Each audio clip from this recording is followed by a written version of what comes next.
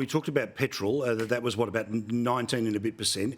Electricity, 1 month alone, the last month that's just been, Matt, it was an 18% increase. The average is 5.4%. Again, you don't have to be sort of the bush economist here. It's just, again, we've always said that the issue with Labor's endless march from, Rudd to Gillard to Shorten to Albanese to move from one electricity system to another was the cost of that transition. We are paying it. It's trillions of dollars. It is part of the inflation mix, and you not only pay for it through your bills, you're now paying for it when it comes to your home loan.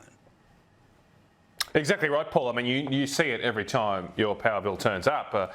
We've been installing renewable energy at a record rate. Solar and wind have been going up in this country. These factories right across our prime agricultural land has been going up at a record rate, more than anywhere else in the world. And every time you get a power bill, your costs go up. They go up and up and up and further. I noticed today that back in May last year, just before the election, Anthony Albanese tweeted out that Australians are suffering under a triple whammy of higher grocery costs, higher interest rates, and higher power prices. And he said he's got a plan. The government, the Australian people deserve a plan from someone who knows how to tackle this stuff. Well, we're nearly 2 years in now.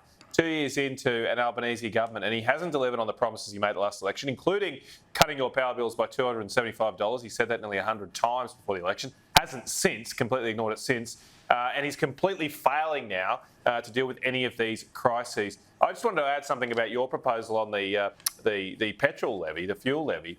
Normally I wouldn't agree with that because I'd want to see the money go into roads. But the other thing you might have noticed, Paul, in the last few days is that the government has announced that they're going to cut back on infrastructure spending. Well, that's about to happen. They're about to drop that and say they're not going to spend as much money on roads. Well, if they're not going to spend as much money on roads, why are we paying nearly 40 cents a litre at the petrol browser to them?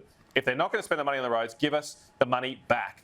Well, I agree. But again, my simple point was, OK, you can't turn around and cut a cheque for $1,000 because that is going to be inflationary. This is one of those things that they'd be able to deal with. I agree with Pauline as well about power bills. I'm just talking about an automatic thing they could do tomorrow. But the Treasurer, petrol's a massive part of the inflation. Are you going to cut the cheque? No. It's like just because he wants the gold star going into the next election.